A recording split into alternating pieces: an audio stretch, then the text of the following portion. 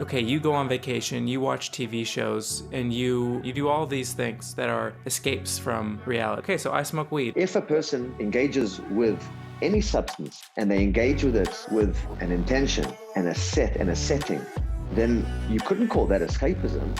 The most growth happens in the most humbling moments. So if you're stuck in a place of only pleasure, then there can be no springboard to the next level.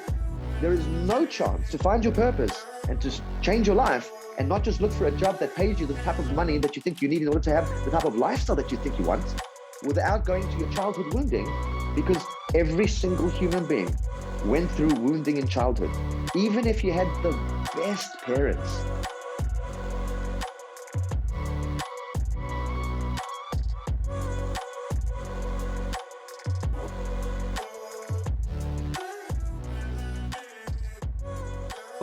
Welcome.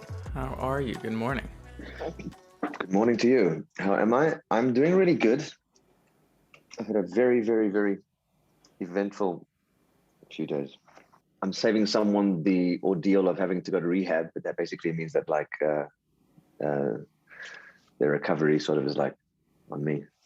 So it's been a lot, but it's been good. It's been good. I know what I'm doing. It's a huge responsibility. Yeah, it is a huge responsibility. So I guess addiction is a topic that fascinates me. How can you help somebody with addiction? So first, I guess introduce yourself a little bit. All right. So to put it into like I suppose a nutshell, a profound nutshell. If I'm one person, then how can I be the subject and object of my verb? How can I verb myself anything if I'm one person? So that must mean that there's two within me. Someone that's doing the verb, the subject, and someone that's getting verbed. I love myself, I hate myself, I'm disappointed with myself, I'm proud of myself. There's got to be some sort of duality that is contained within this oneness. And that duality is literally the I and the self. Because a lot of people are not aware of this. In a relationship, there is distance between the I and the self. And that because there's no connectedness, there's no connectedness, no awareness. A person thinks that they're talking to the person when they're talking to themselves, that they're talking to the person in the mirror, but they're not. As a result of this, they're talking to their self, but not to the I. Who is it really? Essentially, it's the inner child. And so, okay, I guess keep going, and then that's the first question after this is what's the inner child? So what gets formed as a result of this unawareness of self is this distance manifests itself, at least experientially, as a void.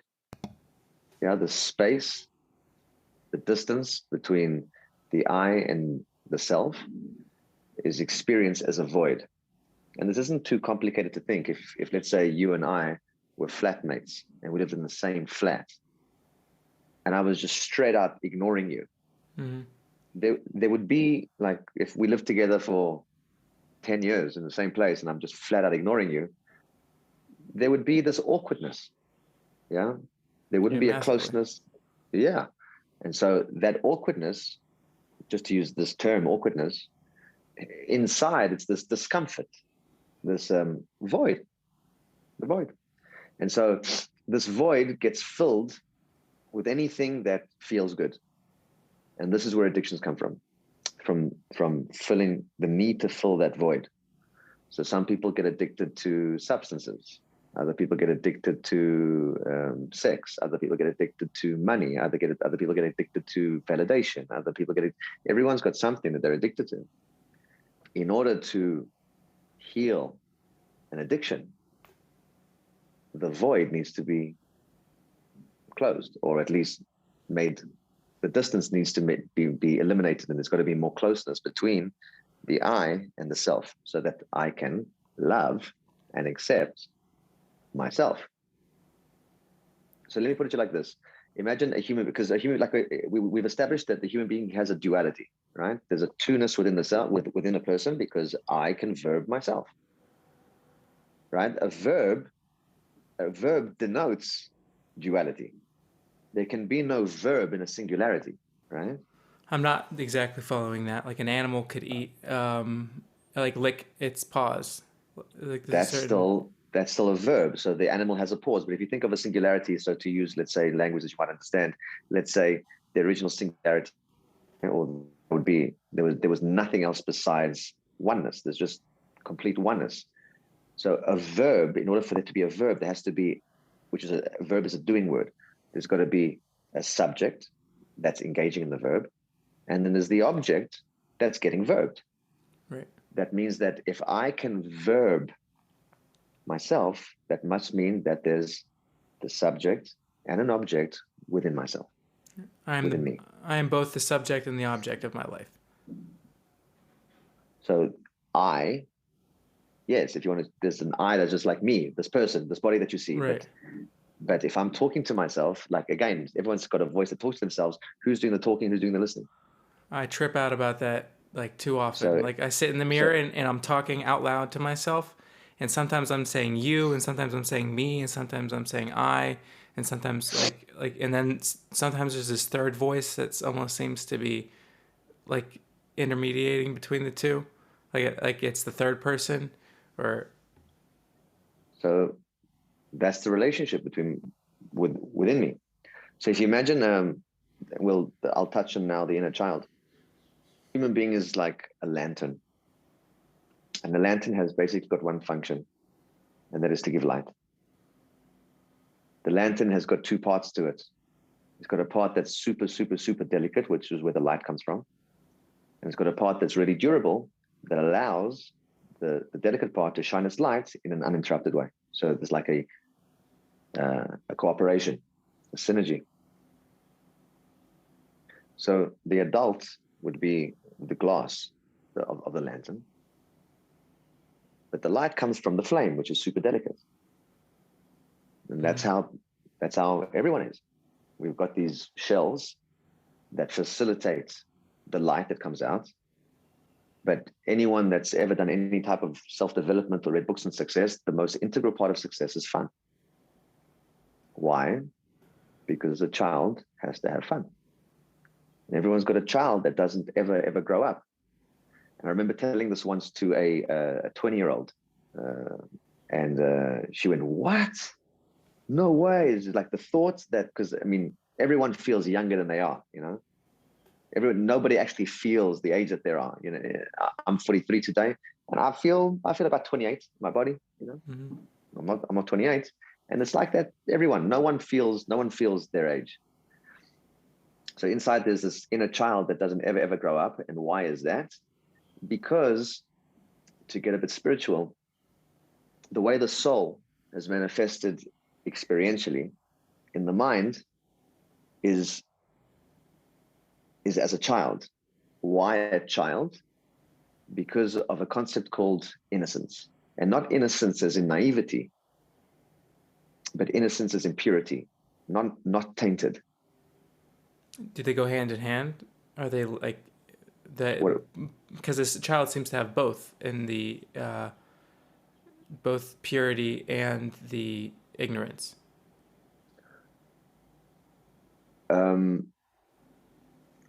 I wouldn't use the word ignorance, because ignorance. Naivety, sort of like naivety, yeah. Naivety, yeah. So just this innocence, this purity, this like, you know, like just wanna do good, just wanna be good, just wanna like make happy. And there's a very well-known psychologist called Jordan Peterson, and I remember him saying that life is tragic. Life is essentially a tragedy, and a lot of the healing work that I do revolves around inner child work, because essentially that's all there is. You know, whenever a person gets hurt, it's not really the adult that's getting hurt. You know, the adult could be insulted, But the hurt, which is under every insult, under every anger, under every the hurt is that of a child. And it's also why adults can behave very immaturely and very childishly, because we're just shells with a child inside. And we tack on external layers to, I guess, make us, the external shell is not just the physical body. There's layers, I guess, of our personality and our character and our behaviors. Very much so. Very much so. And the self-image, very much so. Very much so. Because don't remember that the lantern will not give off light if it has no durable exterior. If it's just the flame, try lighting a match in the wind. It's impossible. So there has to be something that interacts with the world, that's able to get up in the morning, go, do exercise, go to work, drive a car, have responsibility, have sharp thinking, be able to make big decisions, create a company, run a business, deal with stress, deal with anxiety, show leadership, there's got to be, this world is built for adults. And would you say that we have a more difficult time being children or being adults? Because it sounds, for me, excellent question. Yeah, I can't place my finger on myself. Which one's harder? That's an excellent question. That's an excellent question. So while principles guide us through life, nothing is absolute. I will say this: in order to become a more mature adult, you have to get in touch with your inner child. You got to have a place where you can get to be silly and have fun and just like let the child have fun, because actually a lot of children in their own childhood, a lot of adults in their childhood actually never got to like express themselves as children. They actually many did, but there was a lot that weren't. They were too highly disciplined, or they were held back, and there are a lot of people that didn't get to experience the type of childhood that they wanted. And so as in a healing process, in order to become a more mature adult, it's really important to get in touch with the inner child and to have fun and to find a place where they can be silly and whatever. So addiction, what does a substance do? Like how does a substance help avoid, like, whatever right, you said it could be anger, it could be a drug, it could be heroin, it could be attention. What does that do to fill the void between? I wouldn't call anger an addiction. It could be being right would be the addiction, and then that leads to anger. It could be control, could be the addiction, and that leads to anger. So I wouldn't call anger specifically the addiction, right? I don't think. So why do people get addicted? Because they want to feel good. The void does not feel good. When you got a headache, you don't want to sit with it. People will take paracetamol or an Advil, whatever it is. We're designed to move towards pleasure and away from pain. We're designed, So to use it, we're speaking about addiction. To put this, it's called a meta program. It's like a software of the mind.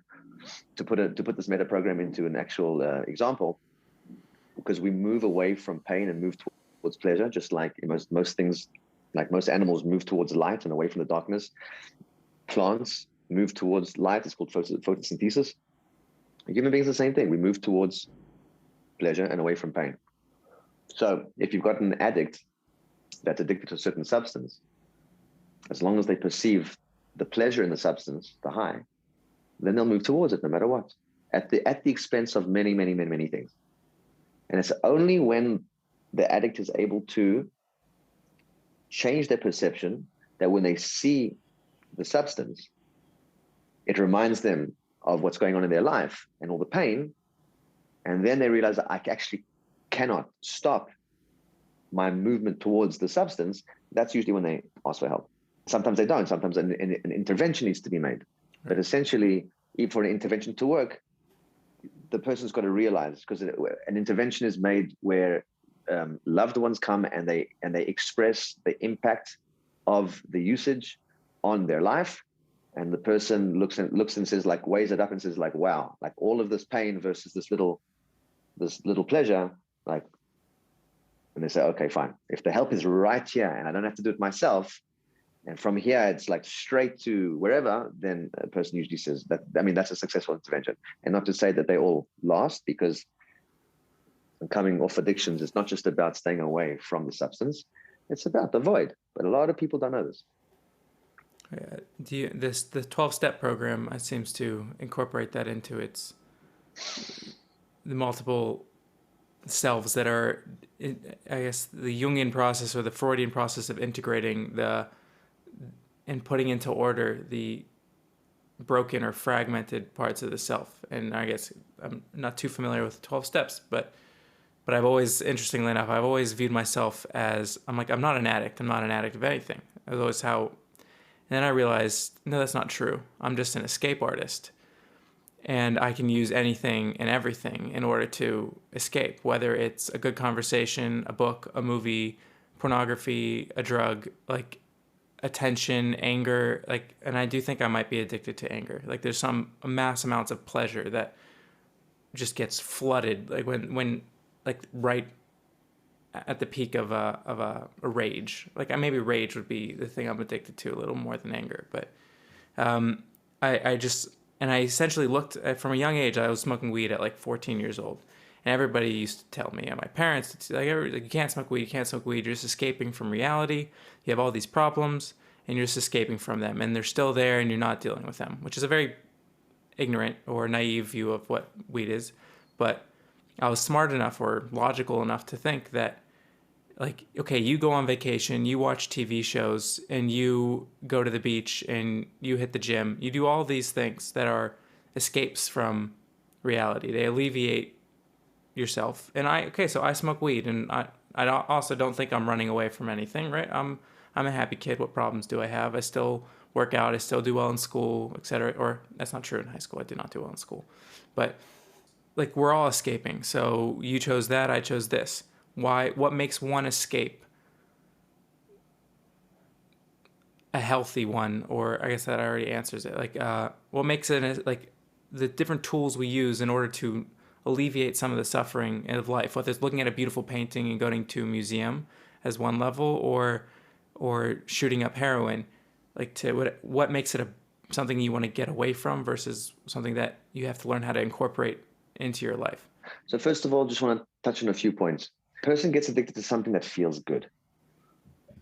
I don't know if I'm not saying you know yourself better than I know you, but it would be difficult for me to say, yes, a person is addicted to anger or rage, because anger or rage stems from the ego, when the ego perceives that I have not received the treatment or respect that I feel that I deserve.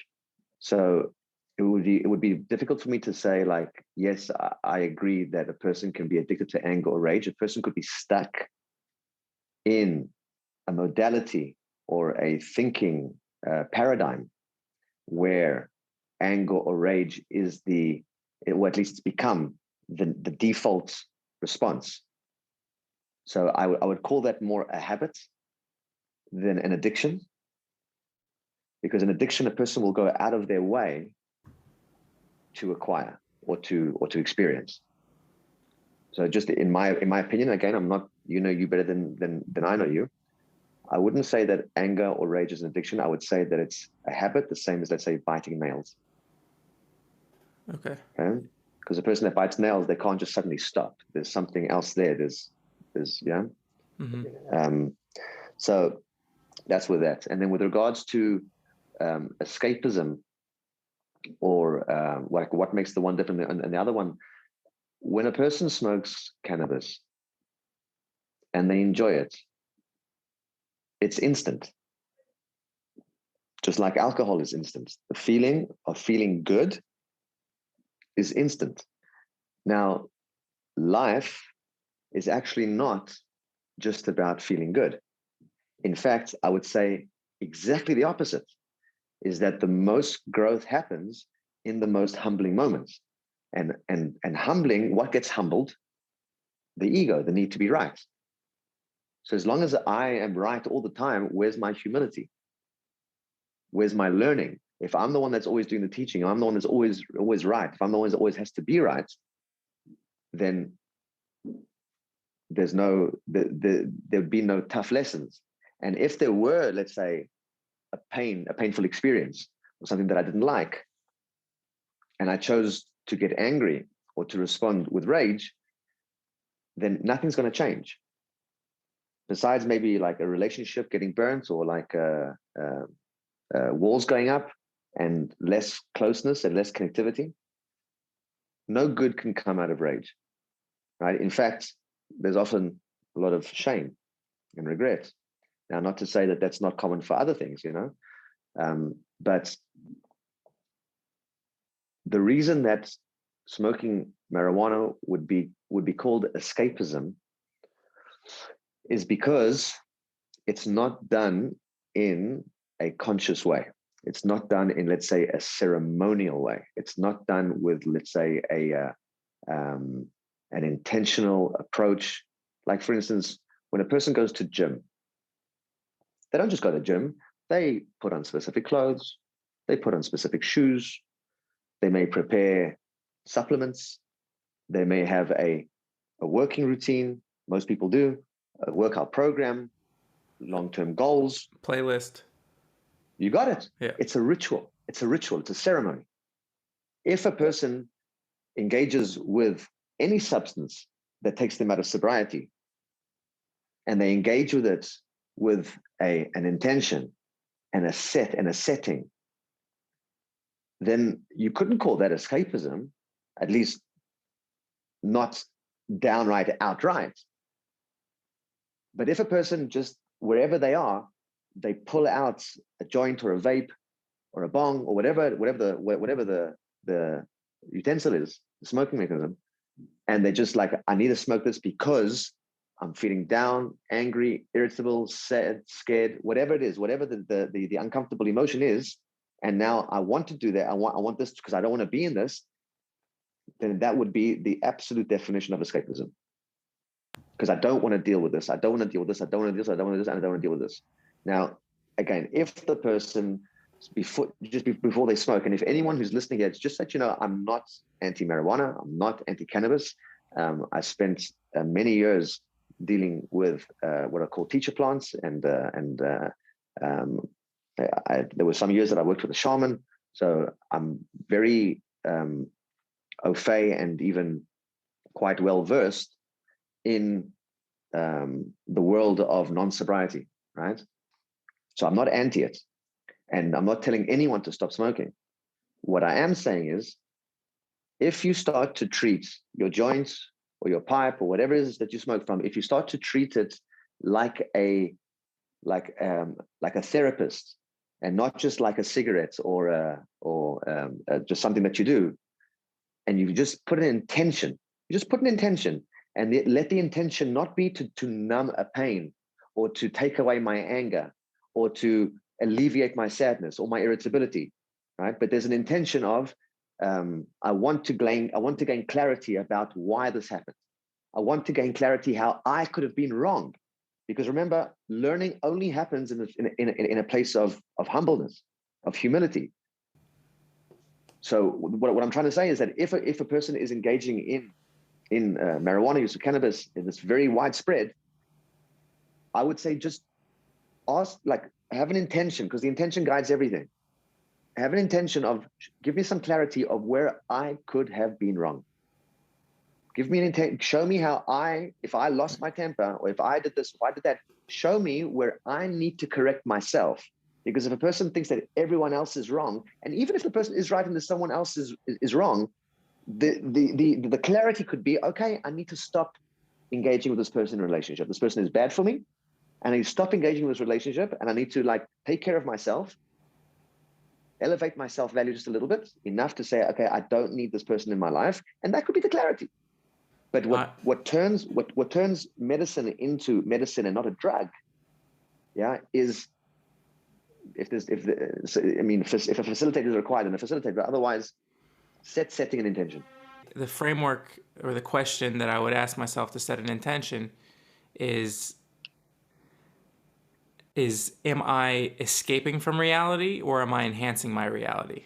And Yeah. and it's often a really fine line between the two, and it's hard to like pinpoint. Am I escaping, or is it something I'm running away from, or is it something I'm opening myself up to? So for me, cannabis is like I took a microdose hit of my vape before I started this conversation. There's a certain patience and openness and another perspective, a little bit more self-conscious, like not in a if it's the wrong setting, that self-consciousness and I'm anxious could be really, really heavy and scary, which is also, in my experience, right, like you said, the most there is to gain from life is where there's suffering or there's an anxiety or a stress so sometimes when I smoke weed and it's a little too much or I'm in the wrong setting, uh, and it didn't take into account who the people around me would be or what else I had to do that day. It wasn't necessarily so conscious, and there's a certain hyper self-consciousness I get. Like with my wife, like I'm high and I'm like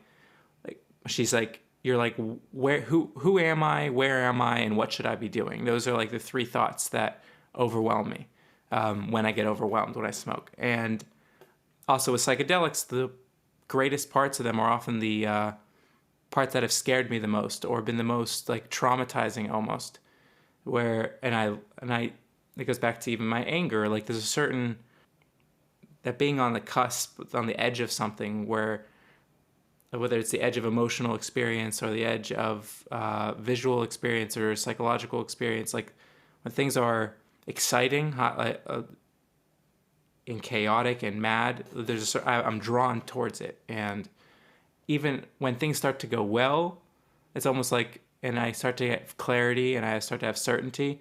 There's that part of my brain's like, why do you have clarity? Why do you have certainty? Like, and like that skepticism kicks in, and then it brings me back through that loop. And I'd like to believe I'm looping in the spiral's going in a positive direction, but it is always this spiral, and I always seem to self-inflict that spiral. So I hate to burst your bubble, yeah, but a loop is the antithesis of progression.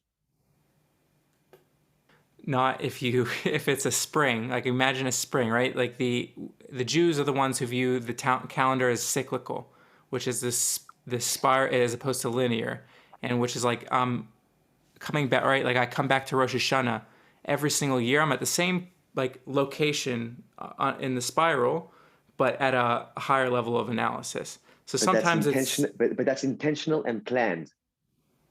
If you find yourself asking the same questions and you find yourself in the same position and you find yourself doing the same things over and over again, that's not a plan. That's a loop. That's a pattern. And I'm a breakthrough coach. I help people break through loops and patterns. Okay. So a spiral, yeah, just like working out. You're not in a loop. You're working according to a pattern. You're working according to a program. There is a progression through repetition. But if you're in a loop or in a cycle or in a pattern, then that's it. It's Groundhog Day, essentially. yeah. Okay. So I'm gonna throw you a few things that you can think about. Number one, a teacher by definition does what? Tells you stuff that you don't know. Okay. Okay. So that if it's not if unless you're getting information that you didn't know before, you're not growing in terms of education. Okay, that's number one. Number two, no pain, no gain. So if you're stuck in a place of only pleasure, then there can be no springboard to the next level, because at best you're on a plateau. In my language, there can be no expansion without a contraction. Okay, if I give you a spring and I say, make this work, you have to contract it. And for a human being, a contraction is pain. Expansion for a human being is pleasurable. So if a person is only going for pleasures in life and avoiding pains, and when they're in a pain, they do anything to alleviate the pain, then that would be missing the point. The meta program, the way that we're designed, the way that sort of everything is designed is to move away from darkness towards light. Okay. One of those permeations of darkness and light is pleasure, is pain and pleasure. Okay, pain being darkness and pleasure being light. So just like in photosynthesis, most plants move towards the light, right? Most insects move towards fire. Yeah, moths towards a bulb. A human being moves from pleasure to pain, and also with regards to shadow work, a person always sees themselves in their best light and sort of represses and denies their own darkness. So to use an example of moving away from pain towards pleasure is that if a person is walking around in a really, really cold place, like a blizzard, in the North Pole or whatever, or in Alaska, I imagine it's quite cold there. They know that it's cold because they're in pain. It's not pleasant on the body. And then they see a bonfire. So they're going to move towards the bonfire because that's moving towards a pleasure and away from a pain. But if they get too close to the fire and now they're burning, now they have to move away from the fire because that's the pain. And then the cold represents a relief from the pain, which is a pleasure. So we're designed like this. Okay. Now, the fact that we're designed like this doesn't mean that we have to keep it like that, because as you grow in life, you realize that there are certain pleasures that are not sustainable and they lead to sustainable pains, right? Like being right and being angry and then feeling regretful afterwards. Or let's say being addicted to sex and then feeling dirty afterwards. Yeah. But then there's also like getting drunk and then having the hangover. But then there's certain pains that are healthy that lead to sustainable pleasures, like going to gym. People go and they rip themselves to shreds with they work out and it's painful, but then they get full of endorphins. They have muscular growth and they look good and they feel good. Same thing as like building a business. Building a business requires a lot of sacrifice, which is painful, but then you get to enjoy the income and the life that you want, and that's pleasurable. So the fact that we are designed to move to pleasure, to move towards pleasure and away from pain, it's still subject to perception, because there are unhealthy pleasures that lead to sustainable pains, and there are healthy pains that lead to sustainable pleasures. So it's still a subject of perception. If a person wants to progress through life, if a person's stuck in a loop, it's because if life was a course, an educational course, let's say school, you go through stations or grades or standards, and if you're stuck at a certain standard, it's because you haven't learned the lesson. Now, there's this concept called self-discovery, which, if you think about it, is a really weird concept. It's twisted. It's crazy. It's profound. It's not twisted. Meaning it twists your minds up when you really break it down, that you can discover yourself. You can. You have to. You have to. Because the ego is not made of truth. The ego is made of lusts and desires, and it defines itself by the attainment of stuff. That's what the ego. That's how the ego defines itself. That's its modality. That's its modus operandi. Its MO. If I have this, then I will be that. If I have a big house, then I will be whatever I think people with big houses are, or whatever I think you think that I'll be when I have a big house. If I have a Ferrari, then I will be something. If I've got 3 Ferraris, then I'll be 3 times that. And that's how the ego works. It's the attainment of stuff. But that's not why we're here. We're not here to attain stuff. We're here to connect, and we're here to express. That's it. Yeah. That's what those are the building blocks of fulfillment, right? And fulfillment, yeah, think about the word fulfilling, filling something, yeah, filling until it's full. What? The void. Yeah. And is the purpose of life? Could one say that the purpose of life is filling the void with the right stuff? I guess I don't know what words to put to it, but filling the void, like, this is actually something I wrote down here. I think I was listening to Joey Rosenfeld, who's an addiction therapist and incredible speaker and Talmud Chacham. And it was just something inspired by him. He said, I'll read it. No matter what you believe something. You value something. You subjugate yourself to something or someone. I said, like Jordan Peterson always stresses, you have a value structure. You don't choose it. Our perception is dependent on certain things catching our attention. What gets our attention? We all have our gods, be them self-indulgence, asceticism, family, sport. There's always something that I'm subjugating myself to and putting myself under that I'm pursuing. And people think, what's the opposite of pain? Pleasure, right? That's how we're putting it. He's like, the opposite of pain is not pleasure. The opposite of pain is comfort. It's really the absence of pain that people are pursuing. So they think happiness, or I want the big house, the money, the cars.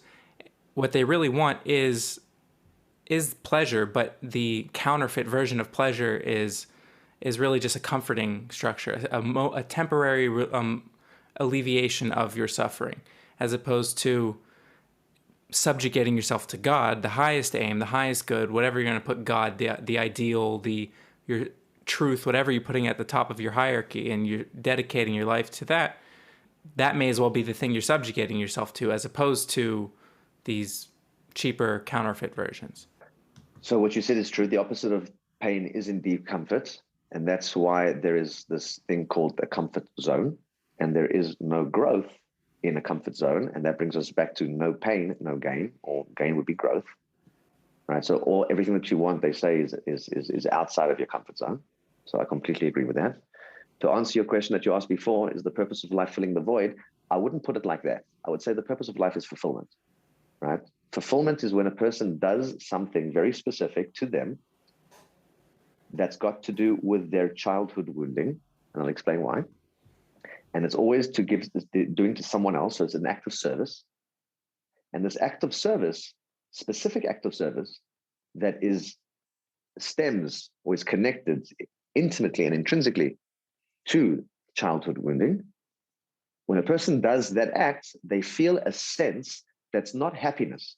Because in order to experience happiness, a person just has to experience or perceive, gain, whether it's to me or to someone that I care about. Vicarious gain, because that's if I really love you and you have gained in some way, then I experience joy for your gain, because it's like that I've gained something, someone close to me has gained, and therefore I feel happy. Right? Parents would call that nachas. And why is this act of service that is connected to the childhood wounding specifically, why is that so key? That is because when a person does something repeatedly, they get bored. This is not new. You do something over and over and over and over again, at some point you get bored and you look for something else. That's just how the mind works. But your purpose was created and shaped by your childhood wounding. And it was that childhood wounding that did something neurologically in your psyche. Yeah, like neurologic is brain, but I mean, in your psyche, something happened, something got, let's call it wired, to use simple terms, that when you do that one thing specifically, for some reason, you don't get bored. You can just do it over and over and over again, and it's as enthralling and as fulfilling and as exciting as the first time you did it. And that's what fulfillment is. Now, you cannot achieve that unless you look within to the inner child who is wounded and is full of pain. And unless you know how to, then the meta program of moving from pain, away from pain to pleasure, that kicks in, and a person will do anything not to experience the pain. And therefore, facilitation and a framework is crucial. Without it, you got no choice. Not choice, you got no chance.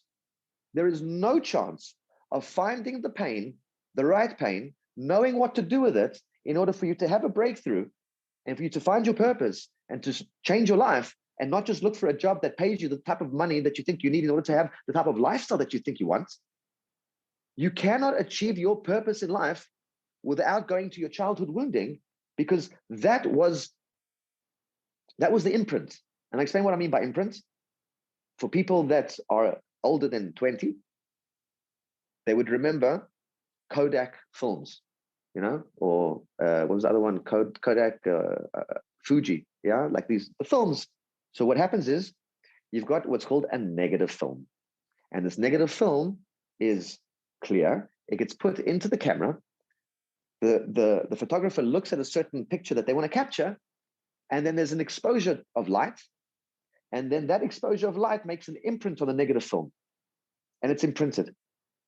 And then in order to turn that negative into a positive, they have to go to a dark room, which is essentially this. I'm explaining in metaphors what shadow work is all about.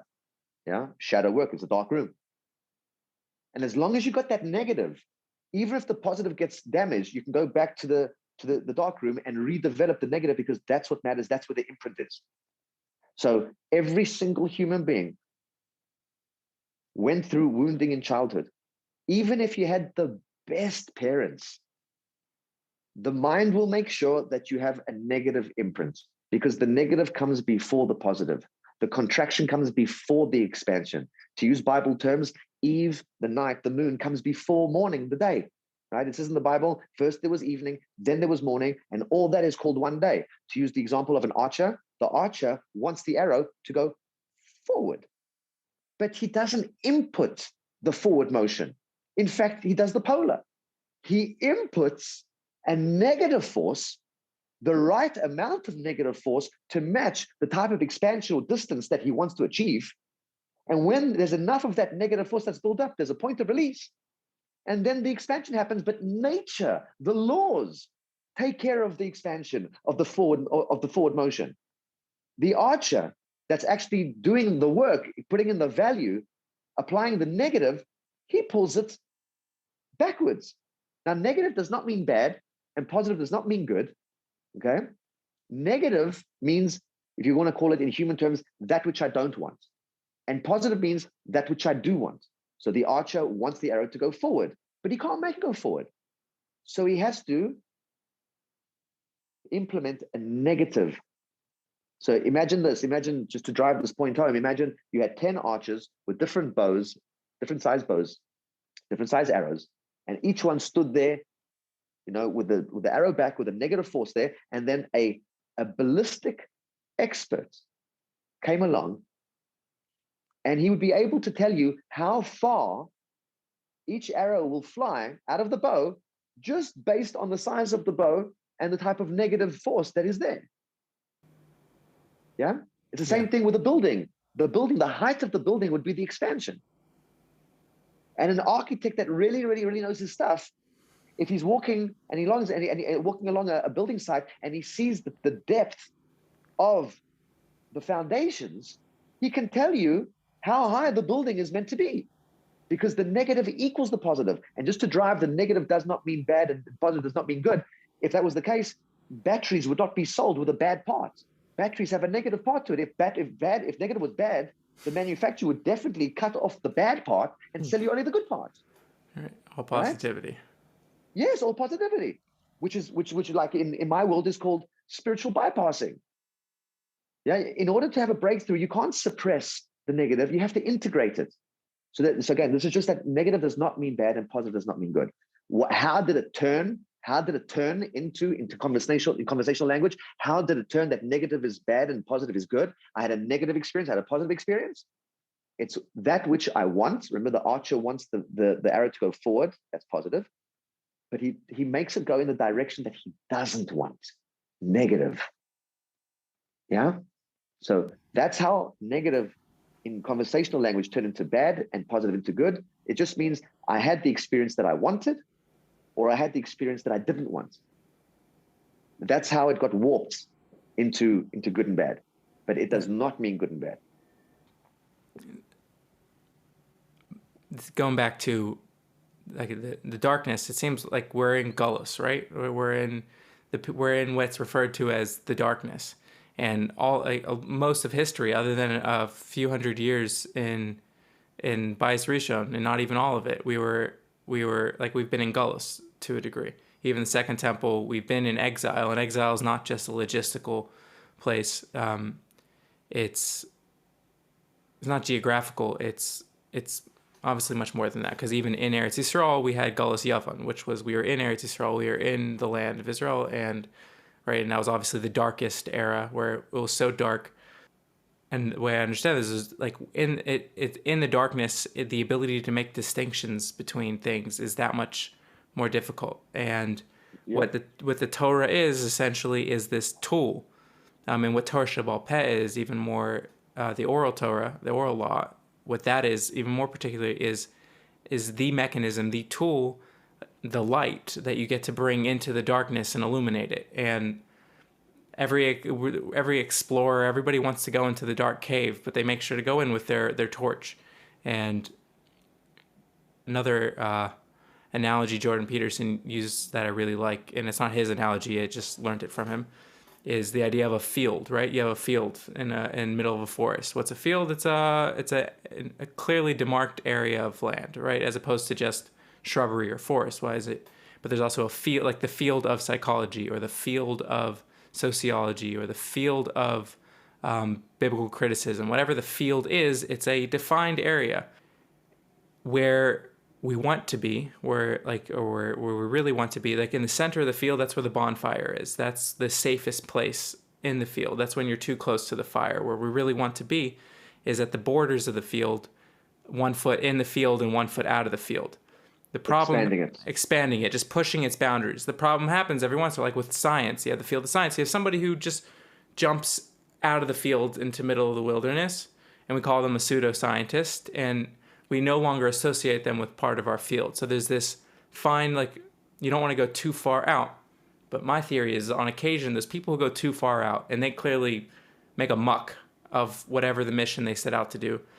Us who were in the field, we learned so much from them, and they've almost like carved out, like maybe there's space visually, like you have the field and then you have more forest, and then there's like another little field 100 meters out that has been cleared out, and our job is to almost connect our field and not. So like even people like whether it's Shabtai Tzvi, or it's the Tzedukim, or it's the Moshe Mendelssohn, the start of the Reform movement, which paved way for modern Orthodoxy and paved way for the modern Jew and paved way for all the translations and Adin Steinsaltz, by making all of these mistakes that were horrendous and sacrilegious and destructive to the field, whether switch any field you're talking about. Like there's almost a tremendous amount of hakaras hatov that we owe to them for making those mistakes. And like in the grand picture of things, it's like an older sibling who paves the way for you. Like they might be depressed, sad, and an addict, but they saved your ass when it comes to your parents having to deal with a difficult kid. And that's where the most interesting, most powerful, most profound elements of life are, and you're just missing out. Like it's most of us, we'd much prefer to have like a baseline of happiness or comfort level of like a 60, and like sometimes bump up to a 70 and sometimes go down to a 50 on my overall well-being level, and avoid what has to happen. If you would like to experience 100, you have to be willing to go down to a 0. And I always let my analogy for what the problem weed did is weed almost like stunts the variation, or alcohol like stunts like the limits, like it stunts the pain receptors on like a physical level. And as soon as you block the pain receptors, you're blocking the equivalent pleasure receptors at the same time. So yes, you're safe. You won't hit 0, right? Bitcoin won't go to 0, but it also might not go up to infinity, whatever. So yeah, this openness to pain, but also like the Rambam, for instance, says, suffering will come your way, but do not go looking for it, right? Like that's one thing that's guaranteed. So this self-inflicted, like almost like the David Goggins, like, oh, I'm going to run 42 miles, even though my knees are broken and I'm not going to like, and I'm breaking all my ligaments, I'm going to do it anyways. Because if I can put myself through the pain, I can put myself through anything. So that's it's not almost, wise, yeah. Yeah. It's like, so what do you think about cold therapy or hot therapy? Certain things where we expose ourselves to really uncomfortable situations and its effect on, like, is that, yeah, what do you think about people who do that, or that Well, first of approach? all, I'll answer that. I'm just going to tell you about just like a practical example of like David Goggins' philosophy. And I actually happen to like his mentality. Yeah. There's a lot of people that need that like hardcore, full on, in your face. There's a lot of people that need that wake up, right? Then the person reaches a level of refinement where it becomes vulgar. Okay, that's just my opinion. And I'm actually, I've referred certain people to David Goggins because some people need that. Some people are so far gone that they actually need someone to just like scream at them. F your inner bitch. Yeah. Just, Yeah. Some people need that. Some people need that. But then you reach a place of refinement where like, okay. And with regards to like, I'm going to run even though my knees are bust, like people should check out Ronnie Coleman right now. Ronnie Coleman was probably arguably the greatest bodybuilder that ever lived, more than Arnold Schwarzenegger. Arnold Schwarzenegger was like the pioneer, if you want to call it that. But Ronnie Coleman, like he broke all records. He like won Mr. Olympia, I don't even know how many times. And if you look at where Ronnie Coleman is now, it's like, was it really worth it? Was it really worth it? The guy can't walk. He's like confined to a bed, and he's really like broken. So that's just on that point. And I agree with the Rambam that I agree with the Rambam. Katonti. yeah, of course. Pain will come your way. Suffering will come your way because that's just life. I will say this, that a person should not be scared to get uncomfortable. A person should have an openness to discomfort within reason. And this is key. Okay. Because a person would, when a person grows, their propensities for modalities change. Okay. So most people that were addicts at some point and then changed their lives and then became big successes, if you go and ask them, would you prefer your life without the addiction and without all of that dark space? And 100% of them say no. 100% of them say no, it created who I am now. Would they do it now? No ways. No ways. So is cold therapy good or hot therapy good? It really is about what serves you now, you know? So I want to make a big point here that I personally don't believe in good or bad. There was a time once where I'd look at something and say, this is good. I'd look at something and I'd say, this is bad. But I've been working with humans on a level of breakthrough and potential liberation, and really, really, really, like you want to call it the highest, the deepest level of healing. I don't know what you want to call it, but for many years. And I've come to see, like, explicitly, both with other people and with myself, that an uncomfortable situation is not bad. Even an addiction is not, it's not good or bad. There is only what serves me now in my life and what no longer serves me. You know? So if right now a person comes across cold therapy and they want to do ice baths and it works for them and it stimulates their body, then that's great. That's great. Go with what works for you. Go with what puts you in a state of flow. Go with what inspires you. Don't think that it's going to carry on inspiring you for the rest of your life. And like, if it does, great. I hope everybody finds a modality that keeps them inspired for the rest of their life. I really, really do. It's not really how things work. The only thing that I can say that a person can do and do for the rest of their life is when they truly find their purpose, the purpose for which they were created, that is connected to their childhood wounding, that takes away the ability to be bored. Like when I'm just going to show on my wall, these are diagrams for my coaching philosophy. Mm-hmm. And when I teach these diagrams, they're all on YouTube and they're on my website called breakthroughmatrix.com. For a free download, when I teach these principles and these diagrams and the laws and their derivatives and how they connect to the human mind, I get lit up, and I've been doing it for years. And there was a time where I would do it 3 or 4 times a day. And the last person got as much passion from me as the first person, because there is something about when I teach these things that just, I get lit up like a very powerful light. I don't want to say what type of tree, I don't do that anymore, but I don't use that language anymore. But I really, it lights me up like a light. I feel electrified, and I feel like this is what I'm here to do. And I know that because I don't ever get bored. I've taught these principles hundreds, if not thousands of times. And I've found what I'm here to do. It's not, and I'm not just that I'm teaching about positive, negative. I'm teaching about how it connects to human manifestation and human potential and breakthrough and fulfillment, and coming out from one level to a next level. So to answer your question in a bottom line, a person needs to do whatever it is that they need to do right now in their life in order to be inspired and to be in flow and to create the results they want, to move them into action, because nothing's going to happen without action. And if you're in a place where you cannot act and you're in a blockage, then you got to find what works for you. And when it's time for a person to come out of a contraction, because I happen to believe that contractions are a soul thing.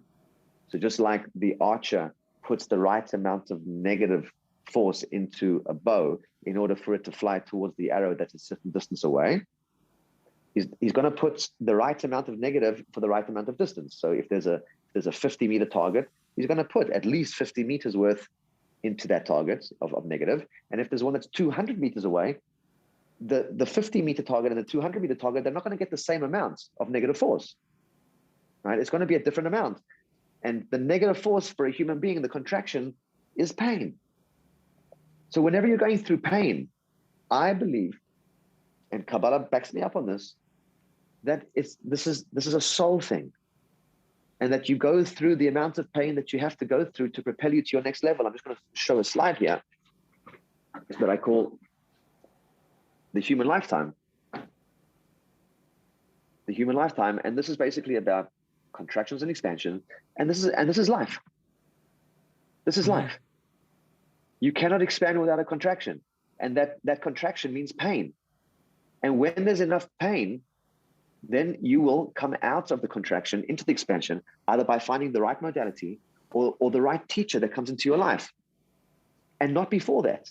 But when the amount of negative force or contractional pain is enough to propel you to your next station, it will end, and it will not be 1 second longer.